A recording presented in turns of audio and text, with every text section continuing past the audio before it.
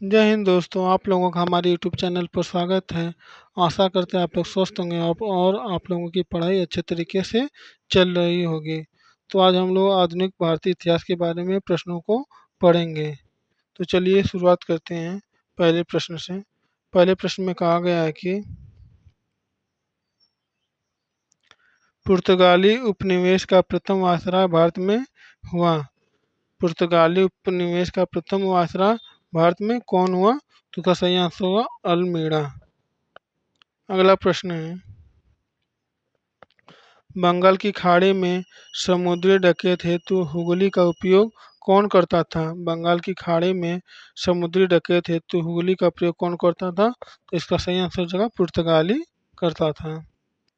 अगला प्रश्न है, भारत में 1613 ईस्वी में अंग्रेजों ने अपनी पहली फैक्ट्री स्थापित की थी। भारत में 1663 ईस्वी में अंग्रेजों ने अपनी पहली फैक्ट्री कहाँ स्थापित की थी? तो इसका सही आंसर हो जाएगा सूरत में। अगला प्रश्न है, इस अंग्रेज अधिकारी ने पुर्तगालियों को स्वाली के स्थान पर हराया था। इस अंग्रेजी अधिकारी ने पुर्तगालियों को स्वाली के स्थान पर हराया था। तो सही आंसर हो जाएगा थॉमस बेस्ट ने। अगला प्रश्न है, प्रथम कर्नाटक युद्ध का कौन सा तत्कालिक कारण था? प्रथम कर्नाटक युद्ध का कौन सा तत्कालिक कारण था? तो इसका सही आंसर हो जाएगा अंग्रेजों द्वारा फ्रांसीसी जहाज़ों का अधिग्रहण करना। अगला प्रश्न है, डच ईस्ट इंडिया कंपनी ने किस वर्ष अपनी फैक्ट्री पटना में स्थापित की? डच ईस्ट इंडिया कंपनी ने किस वर्ष अपनी फैक्ट्री पटना में स्थापित की? जिसका सही आंसर हो जाएगा 1632 ईस्वी में। अगला प्रश्न है, उस क्षेत्र की पहचान करें जहाँ से यूरोपवासियों को सर्वोत्तम सोरा और अफीम प्राप्त होता था। उस क्षेत्र की पहचान करें जहाँ से यूरोपवासियों को सर्वोत्तम सोरा और अफीम प्राप्त होता था। इसका सही आंसर हो जाएगा बिहार राज्य से। अगला प्रश्न है, अंग्रेजी शासनकाल में भारत का कौन सा क्षेत्र अफीम उत्पादन हेतु प्रसिद्ध था? अंग्रेज शासनकाल में भारत का कौन सा क्षेत्र अफीम उत्पादन हेतु प्रसिद्ध था? तो इसका सही आंसर हो जाएगा बिहार राज्य। अगला प्रश्न है, भारत में पहली फ्रेंच फैक्ट्री स्थापित हुई। भारत में पहली फ्रेंच फैक्ट्री कहाँ पर स्थापित हुई? तो इसका सही आंसर हो जाएगा सूरत में। भारत में पहली पहली फ्रेंच फैक्ट्री सूरत में स्थापित हुई। हम लोग पढ़ेंगे ईस्ट इंडिया कंपनी और बंगाल के नवाबों के बारे में। जितने भी महत्वपूर्ण प्रश्न होंगे उनको हम लोग यहाँ पर पढ़ना शुरुआत करते हैं। इस प्रश्न में पूछा गया कि सम्राट शाह आलम द्वितीय ने ईस्ट इंडिया कंपनी को बंगाल, बिहार तथा उड़ीसा को दीवानी प्रदान की। सम्राट शाह आलम द्वितीय ने ईस्ट इंडिया कंपनी को बंगाल, बिहार तथा उड़ीसा की दीवान कब प्रदान की? जिसका सही आंसर है 12 अगस्त 1765 ईस्वी को। अगला प्रश्न है, इलाहाबाद की संधि के बाद रॉबर्ट क्लाइव ने मुर्शिदाबाद का उप दीवान किसे बनाया था? इलाहाबाद की संधि के बाद रॉबर्ट क्लाइव ने मुर्शिदाबाद का उप दीवान किसे बनाया था? तो इसका सही आंसर हो जाएगा मोहम्मद रजा खान को। अगला प्रश्न है, 1760 ईस्वी का प्रसिद्ध वांडीवास का युद्ध अंग्रेजों द्वारा किसके खिलाफ लड़ा गया था? 1760 का प्रसिद्ध वांडीवास का युद्ध अंग्रेजों तथा किसके बीच लड़ा गया था? तो फ्रांसीसियों के बीच में। वांडीवास का युद्ध 1760 में अंग्रेजों और फ्रांसीसियों के बीच में लड़ा गया था। यह प्रश्न जो है बहुत ही इम्पोर्टेंट है। यह अनेक परीक्षाओं में पूछा जाता है। तो यह प्रश्न बहुत ही इम्पोर्टेंट, इसको आप लोग बहुत जरूरी से ध्यान में रखिएगा। अगला प्रश्न है, रणजीत सिंह ने सुप्रसिद्ध कोहिनूर हीरा प्राप्त किया था। रणजीत सिंह ने सुप्रसिद्ध कोहिनूर हीरा कहाँ से प्राप्त किया था? तो इसका सही जवाब शाह शुजा से। अगला प्रश्न है, टीपू सुल्तान ने अपनी राजधानी बनाई। टीपू सुल्तान ने अपनी राजधानी कहाँ बनाई? तो इसका सही आंसर हो जाएगा श्रीरंगपट्टना में। श्रीरंगपट्टना में अपनी राजधानी बनाई। अगला प्रश्न है, अंग्रेजों ने श्रीरंगपट्टनम की संधि किसके साथ की थी? अंग्रेजों ने श्रीरंगपट्टनम की संधि किसके साथ की थी? तो इसका आंसर हो जाएगा टीपू सुल्तान के साथ की थी। अगला प्रश्न है, बक्सर के युद्ध के बाद जो संधि हुई वह थी कौन सी संधि? बक्सर के युद्ध के बाद इलाहाबाद की संधि हुई थी। अब हम लोग गवर्नर और गवर्नर जनरल और वायसराय के बारे में प्रश्नों को पढ़ेंगे। भारत का पहला प्रथम गवर्नर जनरल कौन था? भारत का प्रथम गवर्नर जनरल कौन था? तो इसका सही आंसर हो जाएगा विलियम बेंटिंग। भारत का प्रथम गवर्नर जनरल विलियम बेंटिंग था। अगला प्रश्न है, भारत में ब्रिटिश साम्राज्य का संस्थापक था। भारत में ब्रिटिश साम्राज्य का संस्थापक कौन था? तो इसका सही आंसर है लॉर्ड क्लाइव। भारत में ब्रिटिश साम्राज्य का संस्थापक लॉर्ड क्लाइव था। अगला प्रश्न है, बंगाल में द्वैध शासन प्रणाली को समाप्त किया। बंगाल में द्वैध शासन प्रणाली को किसने समाप्त किया? तो इसका सही आंसर होगा वारेन हेस्टिंग ने।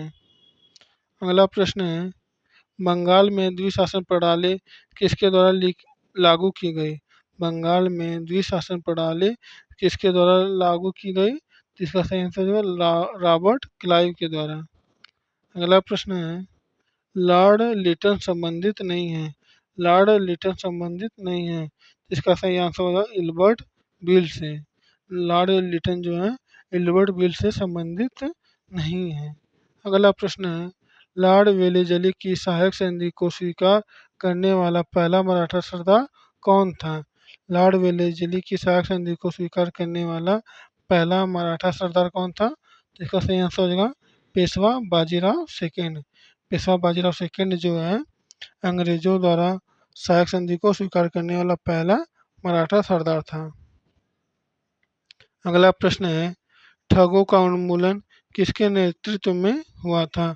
ठगों का उन्मूलन किसके नेतृत्व में हुआ था? तो इसका सही आंसर हो जाएगा कैप्टन स्लीमैन के नेतृत्व कैप्टन स्लीमैन के नेतृत्व में ठगों का उन्मूलन। अगला प्रश्न है, निम्न सामाजिक सुधार विलियम बेंटिंग ने प्रारंभ किया। निम्न सामाजिक सुधार विलियम बेंटिंग ने प्रारंभ किया।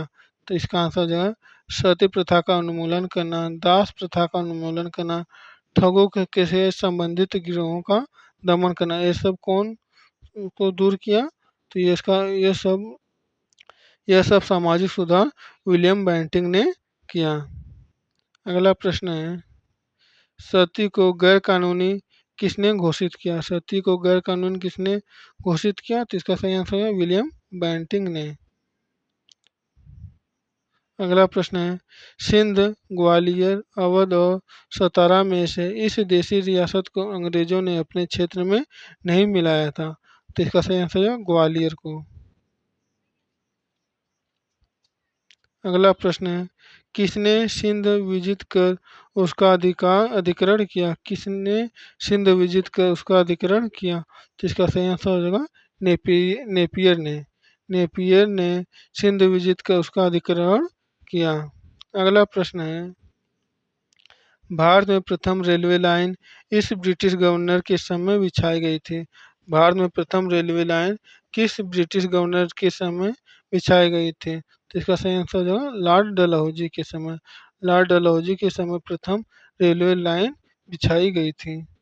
अगला प्रश्न है, महारानी विक्टोरिया को भारत की सामग्री नियुक्त किया गया था। महारानी विक्टोरिया को भारत की सामग्री नियुक्त कब किया गया था? इसका सही आंसर है 1877 में। अगला प्रश्न है, अफगानिस्तान के प्रति आक्रामक नीति किस वायसराय ने अपनाई थी? अफगानिस्तान के प्रति आक्रामक नीति किस वायसराय ने अपनाई थी? तो इसका सही आंसर हो जाएगा लॉर्ड लिटन ने। अगला प्रश्न है, इंपीरियल कैडेट कॉर्प्स की स्थापना की। इंपीरियल कैडेट कॉर्प्स की स्थापना किसने की? इसका सही आंसर हो जाएगा लॉर्ड कर्जन ने। अगला प्रश्न है, मुझे विश्वास है कि कांग्रेस अपने विनाश की तरफ जा रही है और मेरी यह बड़ी इच्छा भारत में रहते होगी कि इसके शांतिप्रिय निधन के लिए इसका सहायक बनूं, यह किसने लिखा? तो इसका सही आंसर होगा लॉर्ड कर्जन ने।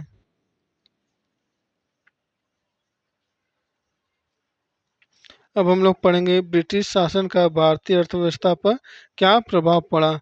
इससे जितने भी महत्वपूर्ण प्रश्न होंगे उनको हम लोग पढ़ेंगे। पहला प्रश्न है, अस्थाई बंदोबस्त किसके साथ किया गया था? अस्थाई बंदोबस्त किसके साथ किया गया था? तो इसका सही आंसर हो जाएगा जमी। जमी के द्वारा अस्थाई बंदोबस्त किया गया था। अगला प्रश्न है, अस्थाई बंदोबस्त लागू किया गया था।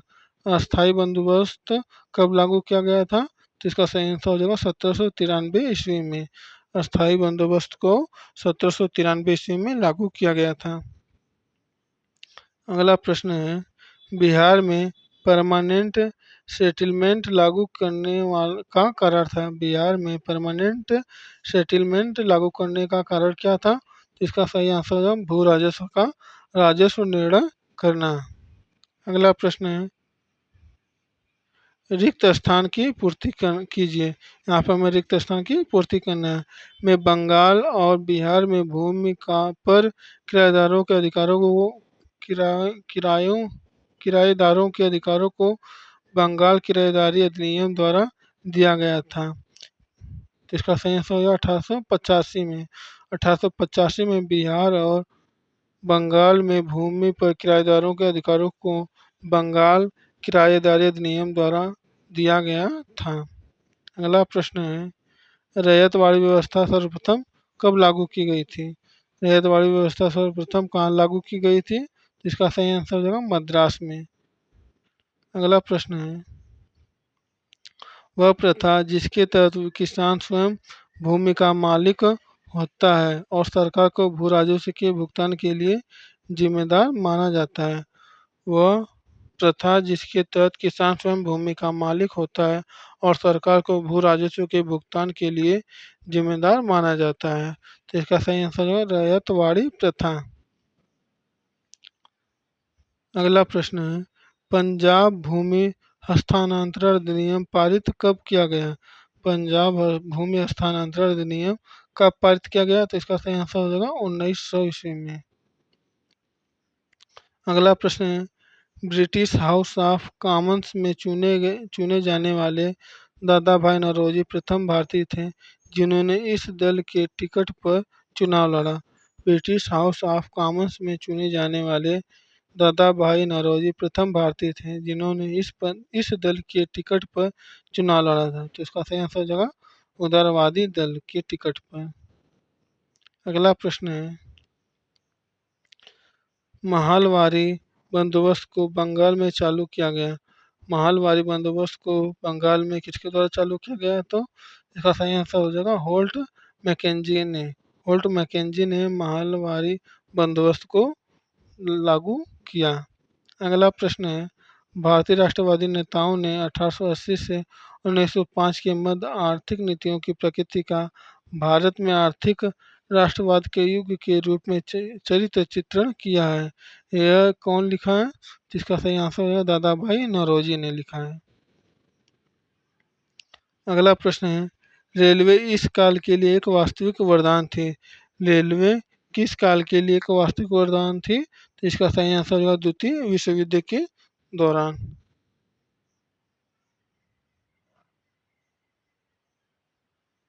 अगला प्रश्न है, poverty and un British rule in India लिखी गई। Poverty in un British rule in India किसने लिखी? तो इसका सही आंसर हो जाएगा दादा भाई नौरोजी द्वारा। अगला प्रश्न है, धन प्रवाह सिद्धांत को प्रतिपादित किया था। धन प्रवाह सिद्धांत को प्रतिपादित किसने किया था? तो इसका सही आंसर हो जाएगा दादा भाई नौरोजी ने किया था। अगला प्रश्न है, वह उल्लेखनीय व्यक्ति जिसने स्वतंत्रता से पहले भारत की राष्ट्रीय आय की गणना के लिए कदम उठाया था। वह उल्लेखनीय व्यक्ति जिसने स्वतंत्रता से पहले भारत की राष्ट्रीय आय की गणना के लिए कदम उठाया था। तो इसका सही आंसर होगा दादा भाई नौरोजी ने। अब हम लोग 1857 की क्रांति के बारे में जितने भी महत्वपूर्ण प्रश्न होंगे उनको पढ़ेंगे। तो पहला प्रश्न है, 1857 के विद्रोह की विफलता का क्या कारण था? 1857 के विद्रोह की विफलता का क्या कारण था? तो इसका आंसर हो जाएगा अंग्रेजों की सैन्य श्रेष्ठता, विद्रोहियों के पास कोई एकीकृत कार्यक्रम एवं विचारधारा नहीं के सभी वर्गों से समर्थन की कमी थी। अगला प्रश्न है, अंग्रेजी भारतीय सेना में चर्बी वाले कारतूसों से चलने वाली एनफील्ड राइफल कब स्थापित की गई? तो इसका सही आंसर होगा दिसंबर 1856 ईस्वी में। अगला प्रश्न है, 1857 की क्रांति सर्वप्रथम कहाँ से प्रारंभ हुई? 1857 की क्रांति सर्वप्रथम कहाँ से प्रारंभ हुई?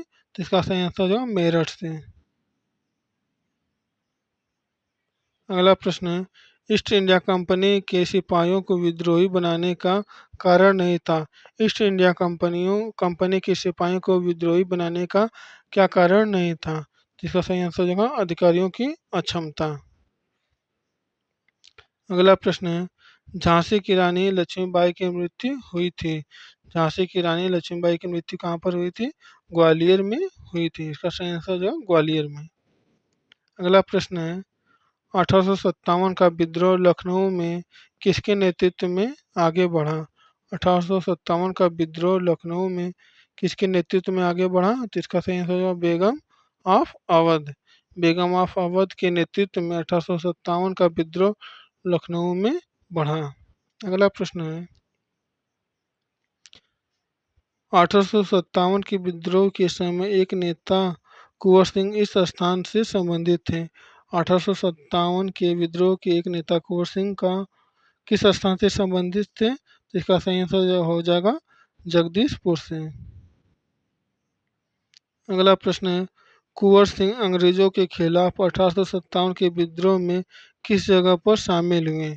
कुंवर सिंह अंग्रेजों के खिलाफ 1857 के विद्रोह में किस जगह पर शामिल हुए? तो इसका सही आंसर हो जाएगा आरा से। अगला प्रश्न है, 1857 की क्रांति के दौरान बिहार में क्रांतिकारियों के नेता कौन थे? 1857 की क्रांति के दौरान बिहार में क्रांतिकारियों के नेता कौन थे? जिसका सही आंसर हो जाएगा बाबू कुंवर सिंह जी थे। अगला प्रश्न है, कुंवर सिंह ने 1857 के विद्रोह का नेतृत्व किस प्रांत से किया? तो इसका सही आंसर हो जाएगा बिहार राज्य से। अगला प्रश्न है, जगदीशपुर के किस व्यक्ति ने 1857 के ईस्वी के विप्लव में क्रांतिकारियों का नेतृत्व किया? इसका सही आंसर हो जाएगा कुंवर सिंह जी ने। अगला प्रश्न है, जगदीशपुर के राजा कौन थे? तो जगदीशपुर के राजा कुंवर सिंह थे। अगला प्रश्न है, पटना के 1857 के स्वतंत्रता संग्राम के नेता कौन थे? इसका सही आंसर हो जाएगा राजपूत कुंवर सिंह। अगला प्रश्न है, मैं जहाँ भी हूँ जगदीशपुर वहीं है, यह कौन कहा था? मैं जहाँ भी हूँ जगदीशपुर वहीं है, यह कौन कहा था? तो इसका सही आंसर हो जाएगा कुंवर सिंह ने कहा था। अगला प्रश्न है, 1857 के विद्रोह का बिहार में 15 जुलाई 1857 से 20 जनवरी 1858 तक केंद्र कहाँ था? तो इसका सही आंसर हो जाएगा जगदीशपुर था।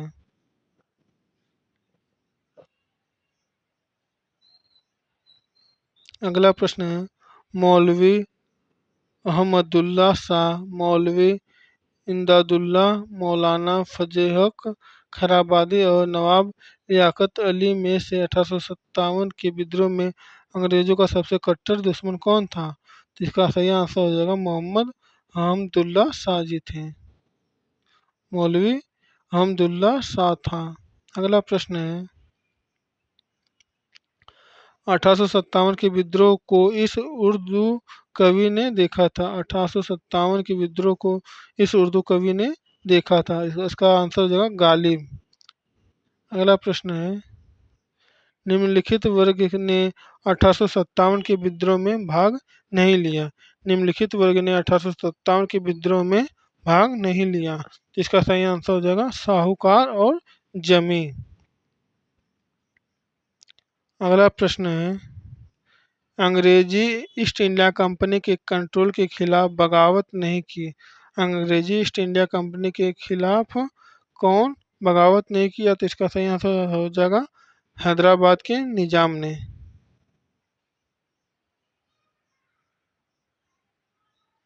अगला प्रश्न है 1857 ईस्वी के विद्रोह के समय भारत का गवर्नर जनरल कौन था? 1857 के विद्रोह के समय भारत का गवर्नर जनरल कौन था?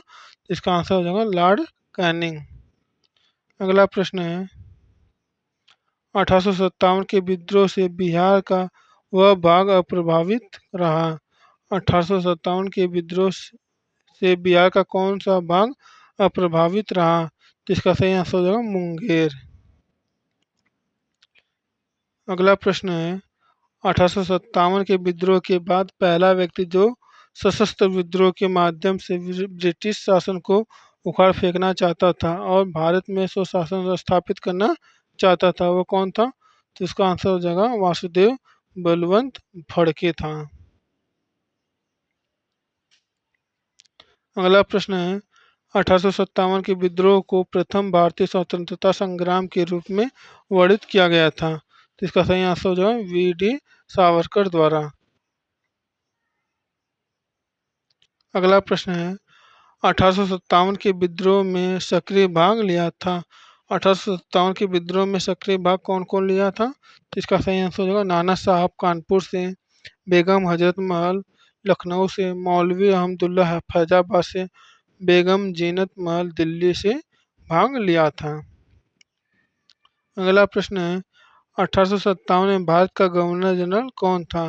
जिसका आंसर हो जाएगा कैनिंग था। अगला प्रश्न है 1857 का विद्रोह मुख्यतः किस कारण से असफल रहा? 1857 का विद्रोह मुख्यतः किस कारण से असफल रहा? इसका सही आंसर हो जाएगा किसी सामान्य योजना और केंद्रीय संगठन की कमी। अगला प्रश्न है कथन क 1857 में प्रथम स्वतंत्रता संग्राम ब्रिटिश सरकार से स्वतंत्रता प्राप्त करने में असफल रहा और कारण का है बहादुर शाह जफर के नेतृत्व को जन सहयोग नहीं मिला था और अधिकांश महत्वपूर्ण रियासतों के शासक उनका साथ देने में कतरा गए। इसका सही आंसर हो जाएगा क और का दोनों सत्य हैं और का जो है क का सही स्पष्टीकरण करता है। अगला प्रश्न है 1857 के विद्रोह को एक षड्यंत्र की संज्ञा दी। तो इसमें कहा गया है कि 1857 के विद्रोह को एक षड्यंत्र की संज्ञा दी। इसका सही आंसर हो जाएगा सर जेम्स आउट्रम एवं डब्ल्यू टेलर ने। अगला प्रश्न है 1857 के विद्रोह को किसके द्वारा प्रथम भारतीय स्वतंत्रता संग्राम के रूप में वर्णित किया गया था?